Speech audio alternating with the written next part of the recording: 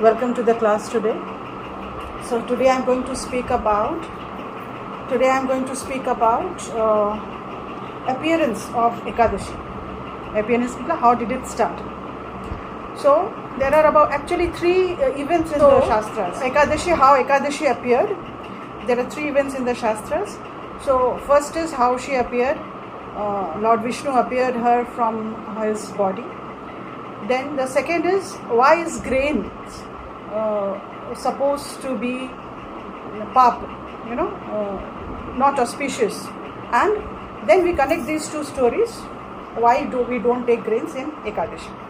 So the first is there was a demon called Mura, and he was a very powerful demon. He used to disturb everybody in the earthly planets as well as the heavenly planets, and he was so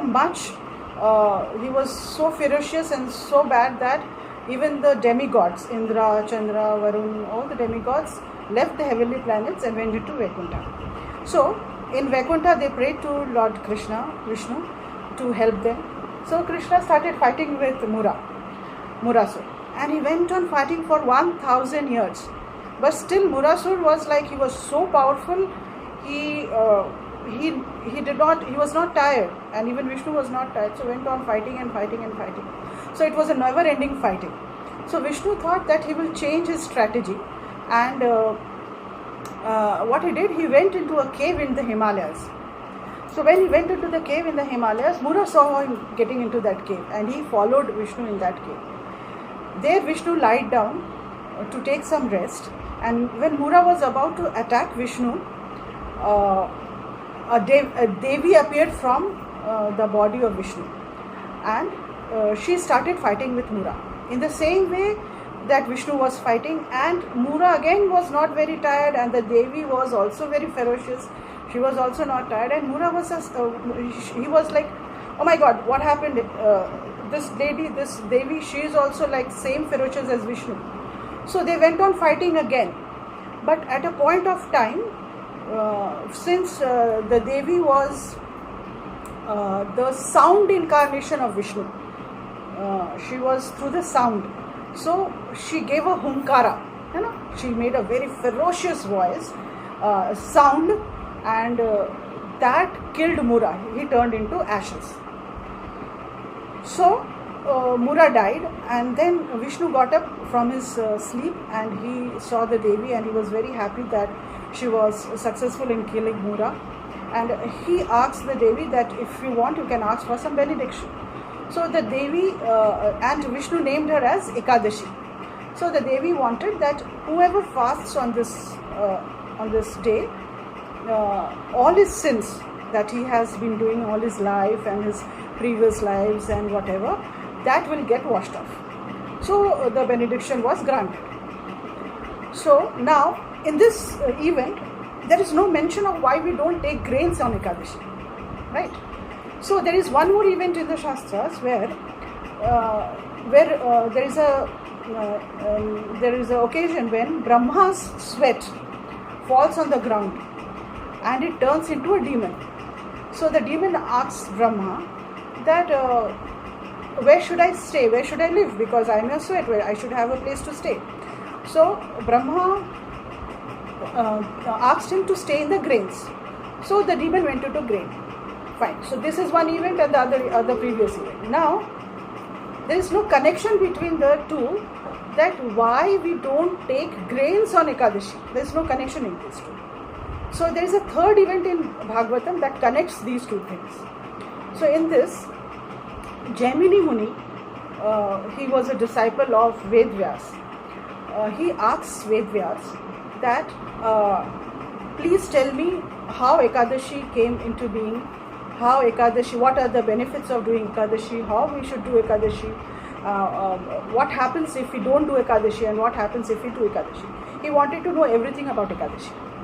So Ved Vyas narrated him the story where it starts from where Srimad Bhagavatam starts, where Bhakti Devi with her two sons, Vairagya and his Bhakti Devi had two sons, Vishesh and Vairagya. They were very thin, and Bhakti Devi was also very lean because Krishna had disappeared from Gyan and Vairagya. Sorry, there were two sons of Bhakti Devi, Gyan and Vairagya. So all the three, Bhakti Devi, Gyan and Vairagya, all the three of them had become very lean and thin. So what happened? Because Krishna had disappeared and Bhakti was going away from this planet. So Narad Muni asked them, what happened to you, Bhakti Devi? Why are you so lean and thin? What happened to you? So Bhakti Devi did not know what has happened to her because she was disappearing from this planet. So Narad Muni consoled her that he would approach Saunaka, the four munis. He would approach the four munis, Sanat, Sanatan, Sanananda, Sanat Kumar, and ask them what is the remedy to bring back life in Bhakti Devi. So what happened? He went to them, and then they gave this story. So what happens in this is, when Vishnu was creating this material planet, he made living, moving and non-moving entities. So he wanted, why is this planet created actually, material world created to manifest the Leelas of Krishna. He creates this material world to manifest his Leelas. If he doesn't manifest these Leelas, like if we don't know who is Matsya Avatar, who is Kurma Avatar, who is Nrsimhadev, who is Krishna, who is Balram, who is Buddhadev. So he has to manifest his Leelas in this material planet so that we Jivas come to know about his Leelas. So when somebody manifests his Leelas, in the procedure, there should be two kind of people, good people and bad people. Then only he will kill someone, save someone, and then only he will be able to manifest his Leelas. So he created a Paap Purusha, that anybody who used to do Paap, whoever used to do some Paap, this Purusha will punish this person. And to control that Purusha, he also created a Yamlok, Yamraj. So he controls that. That is like a department, Anybody who does some Paap, he goes into the Yamlok. Yamraj is the head of the HOD and operating manager is Paap Purusha. So the different limbs of Paap Purusha, he had different limbs with different sins. Whatever sins we do, he had different limbs made of that. I will read out to you what was the bodily constitution of the Paap Purusha. So it is written, I am reading it out to you from the Bhagavatam. It is written, the different limbs of this personality were constructed of the various sinful activities. His head was made of the sin of murdering a Brahmana. His two eyes were the form of sin of drinking intoxicants. His mouth was made of the sin of stealing gold. His ears were the form of the sin of having illicit connection with the spiritual master's wife. His nose of the sin of killing one's wife. His arms the form of the sin of killing a cow. His neck made of the sin of stealing accumulated wealth. His chest of the sin of abortion. His lower chest of the sin of having sex with another's wife. His stomach of the sin of killing one's relative. His navel of the sin of killing those who are dependent on him.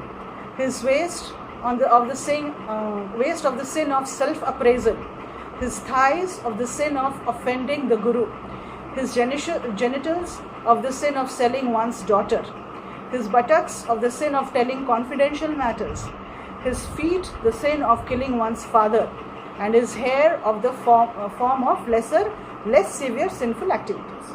In this way, a horrible personality embodying all the sinful activities and vices was created. His bodily color is black and his eyes are yellow. So, this is the personality that was formed, known as Paap Purusha.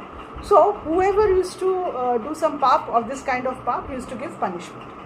And they used to go to Yamlok, where Yamraj used to take notice of it, then go to the whatever loka they had to be sent, whatever punishment they had to be given. So one day Vishnu in his Garuda, he went to Yamlok. So Yamraj was very happy receiving him.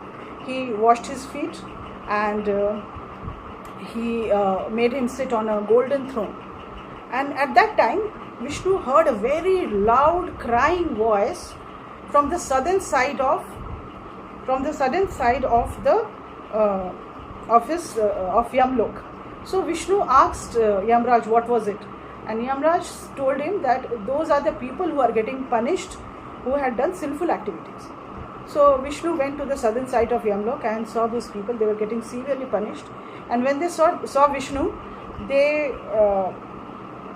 started crying more loudly. So Vishnu he felt very compassionate about them, and he was very disturbed that these are the creatures that I have made, and they are suffering in such a manner.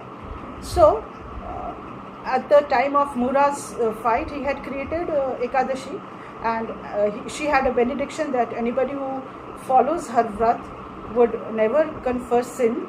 So what happened? Vishnu told those people and everybody that please follow Ekadashi Vrata, and if you follow that Ekadashi Vrata, nobody will incur sin and everybody will get liberated. So everybody started following the Ekadashi Vrata. So what happened? Everybody in the planet got liberated. There was no sin at all. Now Papurusha thought, now I don't have any work to do, I am jobless. So what will happen now?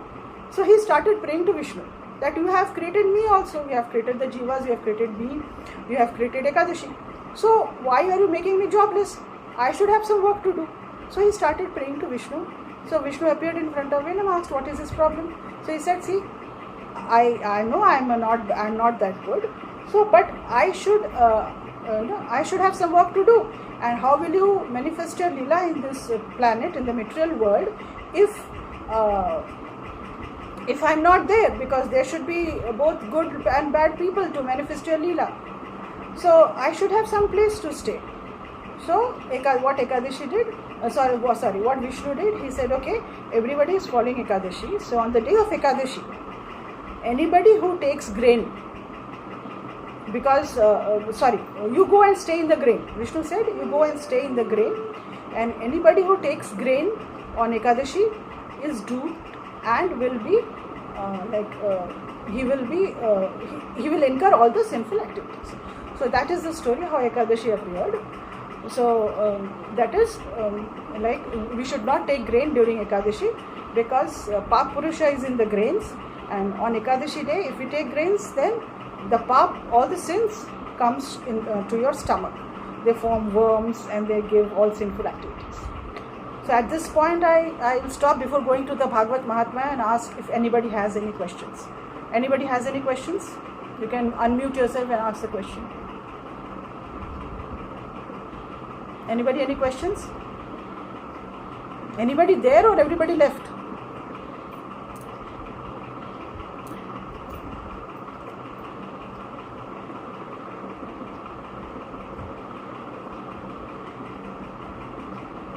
Hare Krishna. Anybody, any questions? Okay. So I continue with this Bhagavad Mahatmya, Srimad Bhagavatam Mahatmya. Nobody, no questions, so I have started with Srimad Bhagavatam Mahatmya. Srimad Bhagavatam is one of the Shastras that everybody should read. And when Krishna left this material world, he said he was in Srimad Bhagavatam. So here, what is the Mahatmya of Srimad Bhagavatam? What is the importance of Srimad Bhagavatam? So there are different importances, there are different things. One is one of the stories of Mahatmya is told by Narad Muni.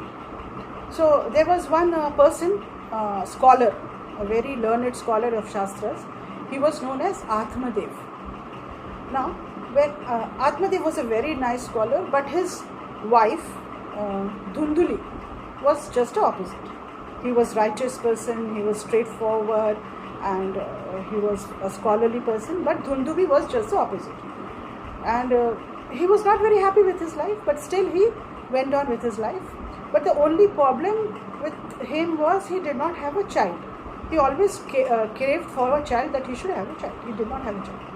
So one day he always had a ray of hope, but as time passed on, all the hopes were gone. So one day he left his house and started going into the forest. He went into the forest, and there he met a sadhu. There was a sadhu who was doing meditation there, was doing his sadhana there, and he met a sadhu there, and the sadhu saw him, and he was very disturbed at that time. So the sadhu asked, "What happened to you?" So he told his problem that doesn't have a child, and for that he is very disturbed.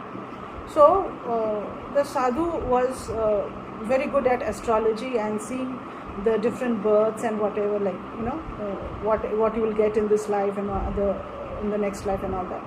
So he saw his chart and everything, and he said that it's not like you will not get a child in this birth. For the next 7 births also you will not get a child. So he was very disturbed. He was like, "Oh my God, this life I am not getting a child. Next 7 lives also I will not get a child." So he was after the sadhu. No, you have to give me a child. You have to ask. You have to do something so that I get a child. He was after the sadhu. The sadhu preached him about the soul and the material bondages that we should not keep, and attachments that we should not keep, to go back to Godhead, to go back to Krishna. But he was not. Atmadev was not satisfied with anything, and he wanted a child. The sadhu gave him a fruit, and he asked this Atmadev that give this fruit to your wife. She will eat it, and she will have a child. So he went to his house very happily, and he gave the fruit to his wife and asked her to eat it so that she begets a child. Now, Dhunduli was not at all interested in a child, because she did not want to bear the pain of giving birth to a child. So what she did, she said, she lied to Atmadev that okay, I will eat the fruit. By the time our child gets birth, you better go and have, go to the religious places and have darshan of Krishna, and you come back, and by the time I will have a child. So he was happy. Okay, fine, and I will go back. I will go to the religious places. And he went away and for dham darshan. So what happened? Dhunduli, she gave that fruit to her cow. She made the cow eat the fruit because she wanted to see if the sadhu was right or wrong. And she made a agreement with her sister. She was about to give birth to a child. She made an agreement with the sister that when your child is born, I will take that child and I will tell Atmadev that this is my child. Okay, fine, very good. So this arrangement was made. So by the time Atmadev came back from Dham Darshan, from the pilgrimage, so the cow had given birth to a child, and Dhunduli had brought her sister's child at her home. So the cow had given birth because the cow had eaten the fruit given by the sadhu. So the child given by the cow was like a person, like a human being, with ears like a cow. Only the ears were like a cow, big ears. And this person, this lady, she brought in her sister's child. So what happened? And these two people. Atmadev named this cow's child as Gokarna. Karna is ears. Gokarna. So there are two significance of this. There are two significance of this thing. Gokarna is long ears. Our shastras are called Shruti. Shruti is hearing. We should hear the shastras. So Gokarna was very, very scholarly because he was born of the fruit of the sadhu. He was very, very scholarly. So he used to listen to the shastras. Atmadev, he used to teach scholarly things to Gokarna. But on the contrary, this child who was this Dhunduli's sister's child, he was called Dhundkari. So Dhundkari, what Dhundkari did? He was just the opposite. He had all the vices and bad things in him. And he used to abuse his parents, and he used to intoxicate, and he used to gamble, and he used to go to the prostitutes, and all the bad things. And Gokarna was a very, very scholarly person. So one day, Dhundkari abused his father very badly. And his father Atmadev felt very bad. And he went and cried to Gokarna that, see, look, my child is abusing me. So Gokarna again repeated the instructions of the sadhu that this material bondages, material relationships are not to be trusted. in Vaishnava songbook, Bhakti Vinod Thakur said, this, there is a song that all these material bondages, all this our young physical body, our material bondages, everything will go one day. So we should only be attached to Krishna. We should only be, only serve Krishna. So that is only permanent. So Gokarna also repeated those instructions that the sadhu had given to Atmadev. So Atmadev left his house and went on for a pilgrimage. He became a sadhu. He went into the forest and he never came back. So and after Atmadev left, even Gokarna left.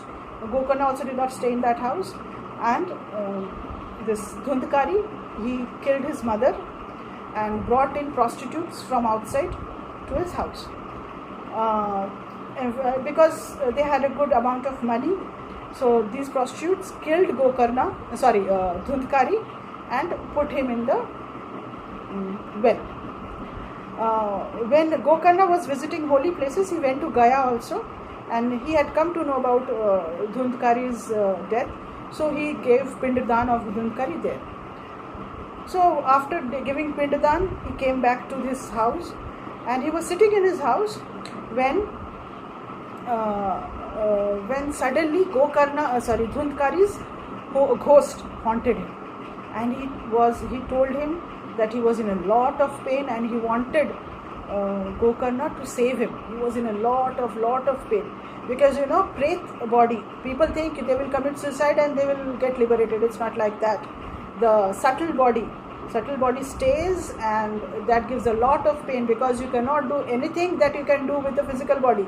You want to eat, you cannot eat. You want to laugh, you cannot laugh. You want to do something, you cannot do. So it gives a lot of pain. So Dhundkari was in a lot of pain and wanted Gokarna to save him. So Gokarna consulted many scholars, many sadhus, everybody went around, but he did not get any answer because Pindadan was the ultimate. If you give Pindadan, it's okay, the soul gets liberated. But even after Pindadan, if it's not liberated, there's a lot of problem. So one day one sadhu told him, you better ask Suryadev. He can give you a solution. So he went and asked Surya. The next morning when Suryadev came, he went and asked him. So Suryadev asked him to do Srimad Bhagavad Katha, so that after listening to that, Dhundkari gets liberated. So Gokarna arranged for Srimad Bhagavad Katha. So what he did, he placed Dhundkari's soul or Pret body, not soul, a Pret body, the subtle body, into a bamboo with 7 knots. Bamboo has knots. There are 7 knots in the bamboo. He placed it in 7 knots, the Pret body. So first day he did the katha. So 1 knot burst.